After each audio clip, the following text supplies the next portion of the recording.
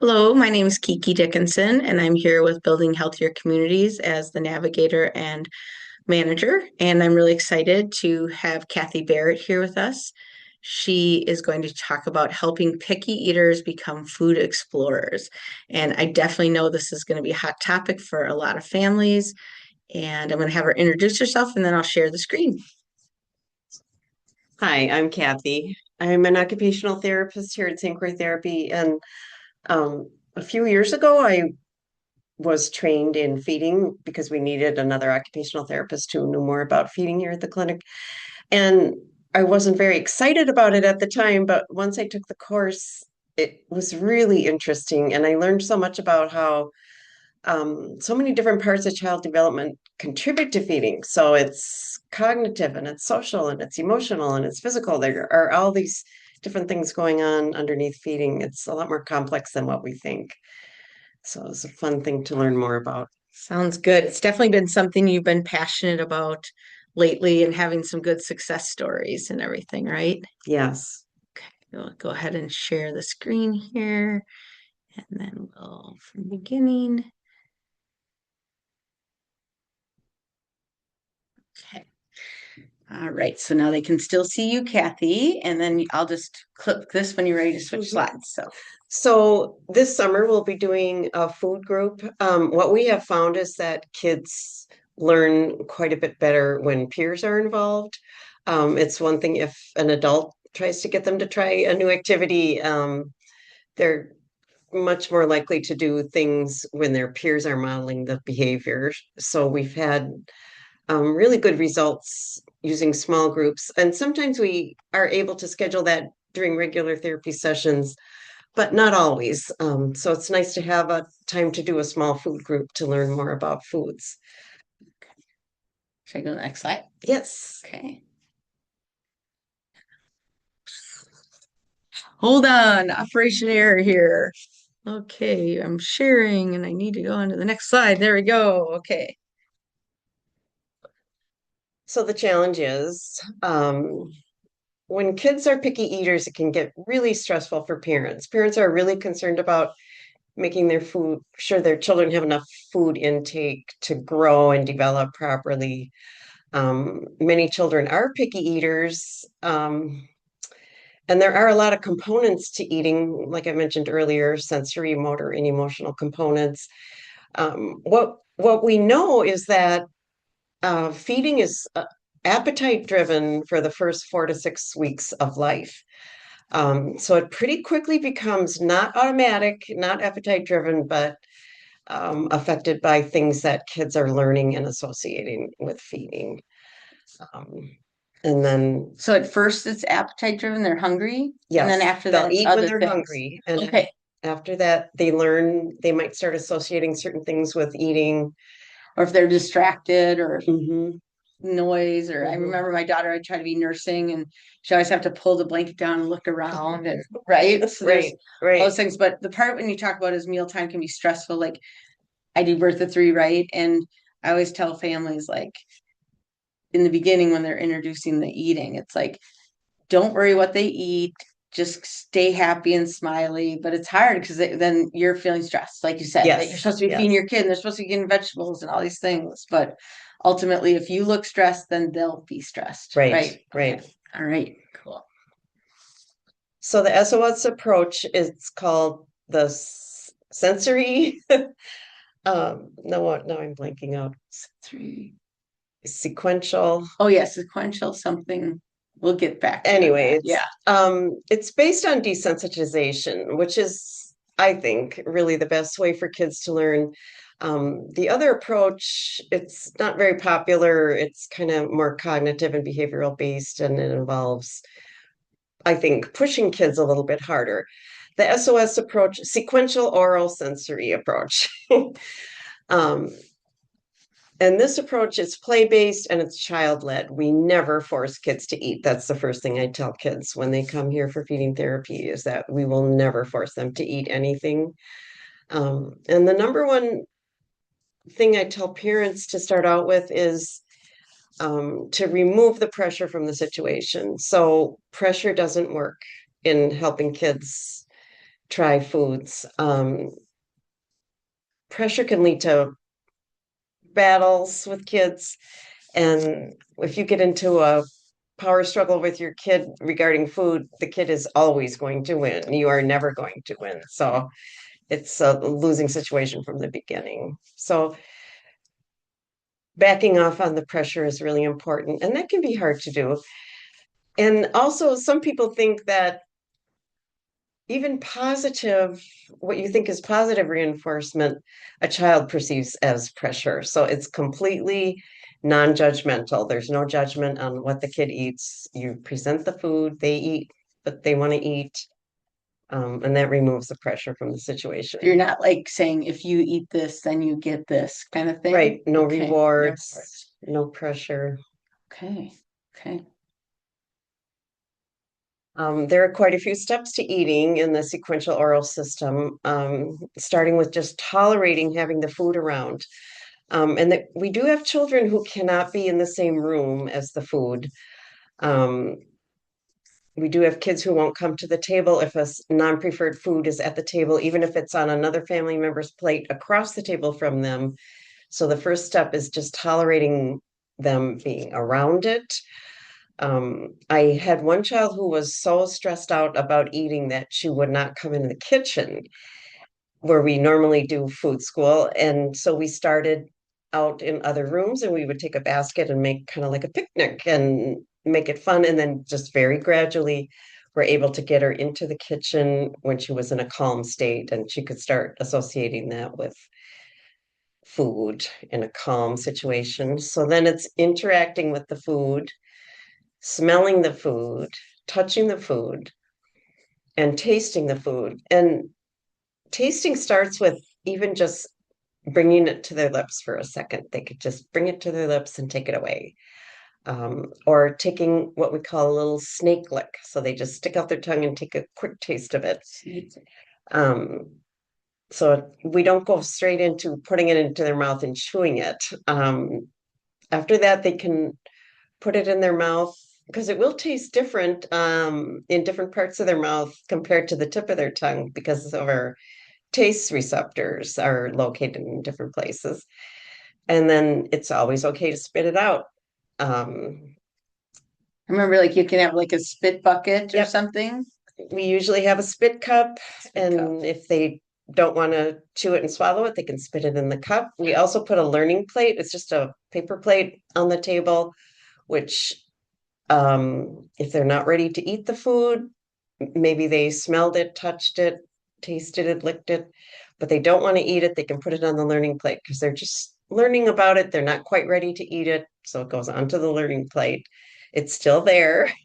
They're still being exposed to it and they can look at it and smell it, but they don't have to eat it. And the final step is the eating. Um, we also do some fun games. Some of the kids really get into propelling the food out of their mouth. So when they're not ready to eat it yet, but they're willing to put it in their mouth, we see who can shoot it out the farthest or who can shoot it into the garbage can. And that's our target. So we have some fun games that we do too. So I'm kind of thinking that if parents have some sensory issues or have their own view of how the feeding should be going, this would maybe be hard for some parents. Yeah, it is hard for some parents. Yeah. You need to be comfortable with your kid getting kind of messy with the food, playing with the food. We do a lot of playing with the food. And you also need to be comfortable with throwing away some food. So we're going to present some foods that we know they're not going to eat. Not, you don't have to present a large amount. You can just do a small amount, knowing that you're going to throw it away, but you're working on that tolerance, building up to where they can interact with it comfortably enough to start eating it. Okay. Are you going to be touching on these each individually more, or is this because I have a question for you, but I wanted to make sure Oh, if you're breaking no, it so down. you can Okay. ask. Okay, great. So with tolerating it, I know one of the kids in birth to three, one of the other OTs had told me like letting them like be in their diaper outside and like taking mom really wanting to get protein with yogurts and things like that. So like touching it, having them touch it and paint with it like on their Mhm. body, their stomach or different Yes, places and stuff that's like that would great. be a toleration kind of thing. Yeah. Tolerating it being there and then they're interacting it. Of course, then Hmm. they're smelling it. Hmm. And Touching, smelling. what would you say like what if like you like when they're eating, they're always the one bringing the food to their mouth? Is that correct? Yes. Okay. Because I know that sometimes even having like a child, even if they need some help, you would like help them, but they'd still hold on to the spoon, be part of it. Yes. Okay. So it's what we call hand underhand assistance. Okay. So we're kind of supporting them from underneath, but they're guiding the hand. They're deciding what to do. And we're Okay. just helping that little bit underneath if they Okay. need help. Cool. But the child's always in control.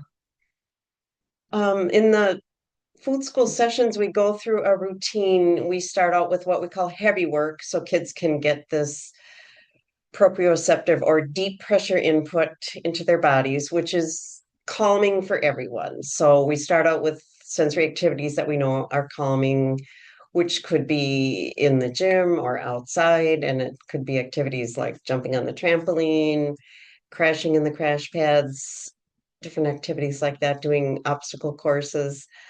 And then we go to, we all wash our hands. And then we start with oral motor activities. So we do a lot of blowing activities at the table. We'll do different kinds of blowing toys, different ways of blowing bubbles. And then we move on to Because the, that's warming up their mouth, activating their muscle. yes. And okay, cool. And then we do the actual food exploration. Um, and I'll get into that a little bit more. And then we do the cleanup, and the kids are part of the cleanup too. So Okay. wiping off the table, all of that is a sensory experience that is desensitizing them.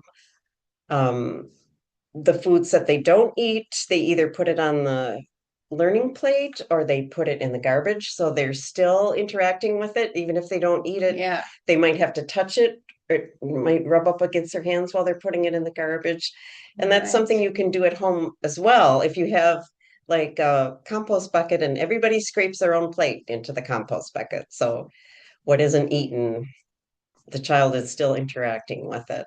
Right. And I think like even if families aren't actually composting from a garbage standpoint, sometimes it's nice to have that set aside. So it's not Yes, getting the whole big garbage can all stinky. So like even if you're not planning to compost, you could still do right. that. Yeah. Right. Okay. Cool. Well, so So the sequential part of the system has to do with pairing the foods. So we start with foods that a child will eat, and then we change it a little bit. And you can change the foods in one or two small ways. You don't want to change it a lot. So maybe we start with a food, maybe they will eat a round cracker. So we'll take a piece of cheese and cut it into a round circle. Or we'll take a round cracker that's a different color. Maybe it's whole grain, so it's darker. So we change one aspect of the food and we keep going, changing it in more and more different ways. We always offer at least one food that we know they will eat, and you can do the same thing at home too. So when you're serving your child, you want to serve them all the foods that your family regularly eats. And again, if you know they're not going to eat it, just give them a spoonful. You don't have to give much. You have to be comfortable with the waste. But at least they're being exposed to it. and then they'd have one thing that they know they're gonna eat. And you always want to offer at least one food that you know they will eat. Yes. Okay. Yeah. Interesting. It can be a slow process. It's not a quick process, but it works, it comes, and it's really exciting when they start to expand. They start to understand the concept of exploring the food and And being silly being with the food and things yes, like yeah. that. Yeah, so I got to participate with another kiddo that I was working with, and he was working on some other skills sitting at a table. And so they did some stuff together, and there's a lot of fun ideas. So if you want to share some of those different things that you've come up with as you're talking about everything, that'd be great. Oh. We've done a lot of different things. One thing I like to do is string cheese. So they can peel the string cheese and they're getting all that sensory input from it. And then with the strings, we can make different things. So we might make face on the table, or I often will like put a mustache on my face and it's a string of the cheese and we just get really silly and they want to put on a mustache and pretend they have a mustache. So they're getting it pretty close to their nose and their lips. I one of my favorite things to do is to a lot of the kids like to drive little trucks and cars. So we'll put something on the Yeah. table like pudding, or we'll put chocolate pudding and pretend it's mud, or we'll put Cool Whip and pretend it's snow. And the kids will, a lot of times they start out pretty tentatively, but eventually they're like driving those cars right in that muddy Right. pudding and So really enjoying it and getting it all over their hands and smelling so it good. might be something that they don't like pudding, or they might not like the different texture, but it also could be maybe they like pudding, but then you can have like a cucumber being the wheel or something. So it could be Yes, that we add, non-preferred we'll add food foods. that they're using, Right, as right. well. But you said you could even use just a car and playing around with it. Hmm. And then that's stuff that you're not going to eat again or whatever, but Right. they're playing with it and touching it. Yeah. And then we do a car wash afterwards. They have to wash off the car so they're getting more sensory input. Yeah. Can you share examples of a couple of kids you worked with and how it's been maybe from a less extreme kid to like a more extreme kid and how that looked so families can kind of relate to that? I Not to put you on guess the spot. probably the most extreme was that little girl who couldn't go into the kitchen at first. Yeah. But we ended up having a lot of fun going outside and having picnics or going in different rooms in the clinic. We'd switch it up quite a bit. That was fun to do. How long did it take here to get her in the kitchen, do you think? It probably took about 2 months. Yeah. I bet sometimes it could even take longer. It might take longer just because that emotional Piece. buildup that she had So developed around I that. know that families are so busy now, and so a lot of families, or they do like our dining room table and they store everything else on it, Right, but right. like not sitting at a table eating. First of all, I have a question about like what's most important for that, those routines, if you could speak on that, but also if you have a seriously anxious child and really picky, can they watch TV and eat? Can they, do stuff? Or is that, like what are the thoughts We on that? really don't recommend As this, distracting them while they are eating, okay. and we do recommend keeping it social. Eating really is a social activity, Yeah. um, and we want it to be a calm activity. If we're not getting along or we're feeling pressure, that adrenaline is going to start moving in our body, and then we can't digest our food, and we don't enjoy eating anyway. But maybe Right. you've been in a situation where Yeah. you it was kind of a tense situation and you were supposed to be eating a meal, a nice meal, but it was like, Your stomach's not feeling good I anymore. can't eat. This is not Yeah. good. Because they're so stressed. And I think about with kids, like they say, like if you're in an argument with them, like they can't listen anyways. It's probably the same thing with the food. Like if they're getting all stressed and worked up, they're Exactly. not gonna be able to eat. Yes. Yeah. Oh, yeah. How about like some of your easier kids that you've kind of, not that they were easy, but they maybe didn't take as long to get to that point. They were going at least sitting at the kitchen table. Some of the kids just really latch onto the idea of having fun with food and exploring it in different ways and combining foods. With a lot of picky eaters, the last step we get to is eating combined foods like hot dish.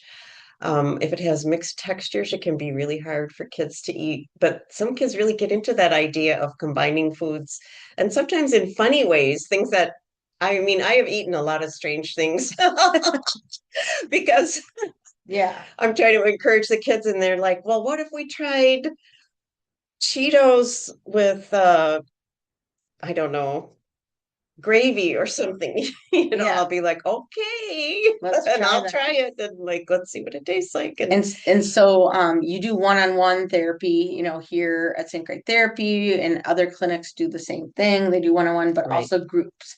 So you said sometimes you have groups, and a group can even just be you and the child, but then if they have peers, it's even motivating, right? It's far more But you motivating have to for match the kids. right kids up kind of Yes. to some degree. Hmm.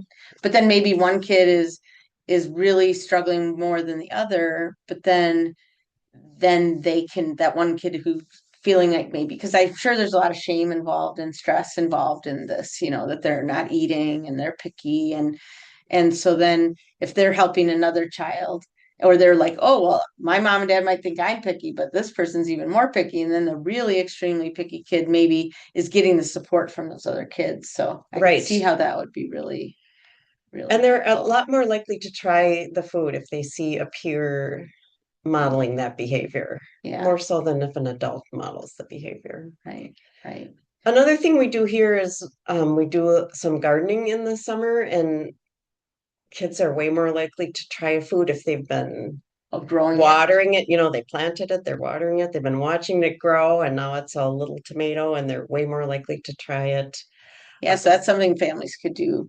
Even And just going to the farmer's market and helping mhm, pick it out. I know mhm. you guys have had, I know that I've seen people in the kitchen like having them make something. And I always thought it was that OT's teaching them how to cook, but sometimes it's just for them to be part of the food. Right, Yeah. right. If you can include your kids in the food preparation, they're way more likely to try a food that they've participated in the cooking or food preparation of it. And there are a lot of devices like kids safe knives that kids can use where they can get right in there with you and do the same activities. And Yeah. most kids really love that. And those toddler towers for the younger kids are Oh, nice. And great. then the older kids can just be up on a chair or standing next to the counter.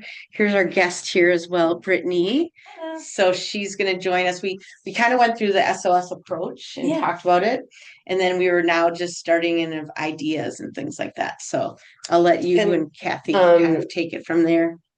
a lot of times when we're doing a food group, we'll have a theme to make it more interesting for the kids. And Brittany has come up with some really good themes. And one of my favorite ones was it involved one of the therapy dogs that comes here on a regular basis. Can you tell about that one?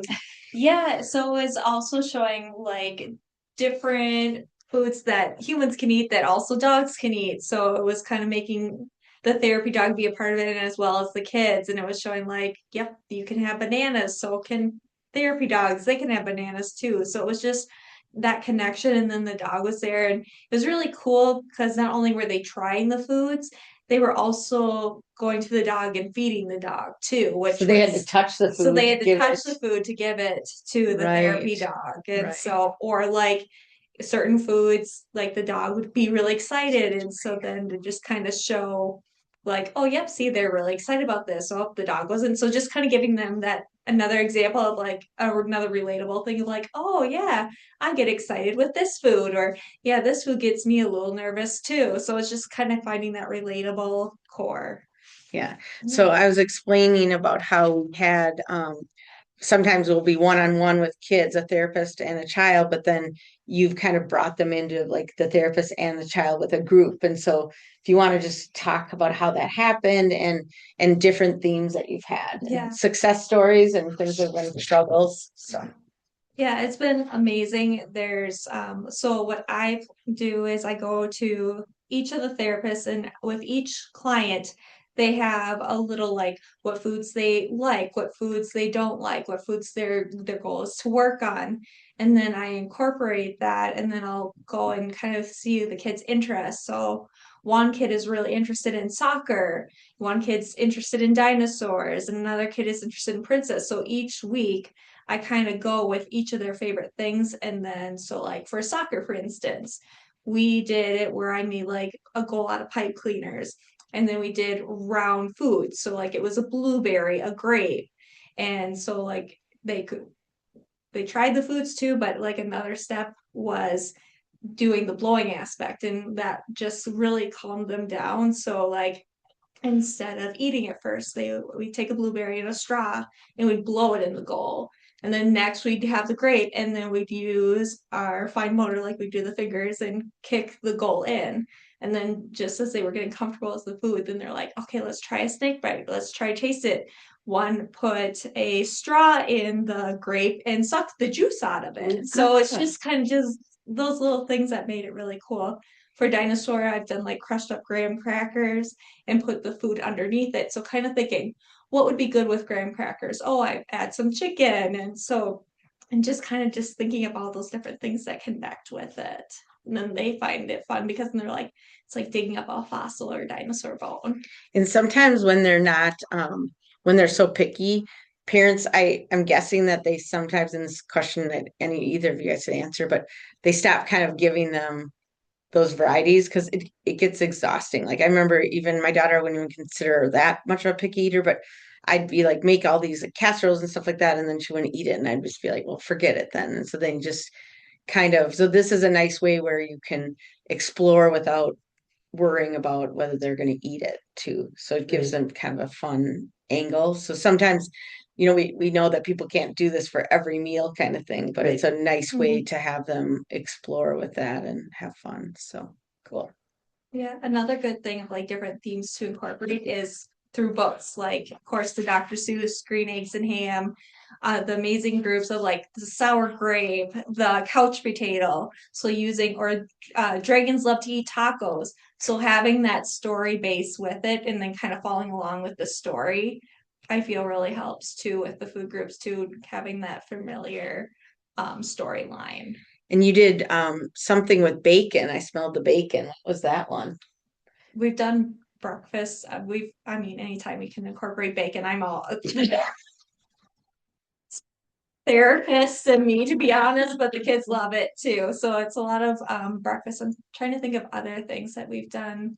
Bacon, like we did a breakfast car. So then we had pancakes and bacon for the doors. And so just different, always trying to get each food group where it's a meat, a protein, a fruit, a vegetable, a sweet sometimes. And I mean, it was funny this one time, instead of doing a regular gingerbread house for Christmas, we had a vegetable gingerbread house. And with the kids, I was like, where's the gummy drops? Where's the gummy bears? And it's like, nope, this is a vegetable one. So it's also teaching them to be a flexible thinker too. And I think it honestly helps having the peers around them. Like I feel like they try more foods too. When they see someone else do their reaction, they kind of feed off of it. Yeah. So that's been really cool to see. So I'm just realizing that it's not that you're like going through and having them learn to like or eat a million foods. It's the fact that you're expanding their diet for therapy or in these feeding groups, but also you're giving them the skills to feel safe to try different things. Is that part of it too, would you say? That's a good way to explain it, that they just feel comfortable exploring foods and trying new foods. And that's just an approach throughout their life that they can keep doing. Because sometimes like kids, I hear that they'll only eat like chicken nuggets from, they know whether it's McDonald's or Burger A King specific brand. fries. Some kids get very And even parents specific. will even try to get the package, the box, but switch it or something. But the kids know. Yeah. The kids always know. Tell a story about Lindsay with Same matters. Same matters. Okay. My sister was a picky eater, and now she cooks and eats foods around the world. She's really into culture. But as a kid, she was very picky, could only do milk, and she had her Burger King chicken nuggets. So, and no matter what it would be, that's what it would have to be. So my parents were like, okay, we'll just save the Burger King wrappers and make our own chicken and put it in there. And then she was like, nope, different. And then she wouldn't end up eating the chicken nuggets at all because she didn't trust if that was actually coming, unless we went to Burger King itself for her to physically see that, yeah, they didn't switch this out on me. Was that hard on your mom, that fact, and dad, the fact that she only ate? It was very hard and very limited, because then it would be like making 2 meals then, because the rest of us wouldn't be like wanting Burger King chicken nuggets every night. So that was kind of the hard thing of like also making 2 meals. Then that's a challenge as well. Kathy, do you have any thoughts on, like you said that when they're eating, like that you want to give them at least one thing that they're going to eat, and so that way they're getting some sort of nutrition and feeling calm. Maybe talk about that as well a little bit more. So the SOS approach divides foods into 3 different types: protein, carbohydrates, and fruits and vegetables. And And they recommend always presenting one of each for children, whether it's a snack or a food, making sure there's a protein, a carbohydrate, and a fruit or vegetable together. Um, Yeah, yeah. So I was thinking of I think when my daughter's 22, so like when she went to school, like everyone had like a sandwich or they had something, but now I've noticed they have all these like containers like people can put things in. So like almost like ice cube trays, but they're like little containers. And so I was thinking about that they could then the kids maybe could play a role in doing that yes, and and picking out what they're making the having. food look appealing is really important. And like the little bento boxes for lunches, you can make the food look really appealing, and it's when it's visually appealing, they're more likely to eat it. So that's a good way to present the food. Yeah. And then they're choosing some things in there and it doesn't help to like maybe even if they have some stuff that they don't like in there, then somebody else at their table might be like, "Oh, I like that." And then they might be interested in Right. that as well. So, cool. Well, this has been really super helpful to learn from you guys. I'm always learning and I'm excited for the parents to learn. Like I said, we're going to be having a feeding group here this summer that we're signing families up for, but also there's places around the community that does that as well. So we want to encourage you guys to, keep fighting the fight. I mean, here her sister Lindsay only ate chicken nuggets and milk, and now I follow her on Facebook, and she's making food from Chicken paella. yeah, in all these different countries, and Yes. she'll be like, a vegetarian, only vegetarian for the month or something, and Yeah. comes up with that. So, anyways, well, thank you for your time, ladies. Welcome. All right. We'll turn off their meeting here.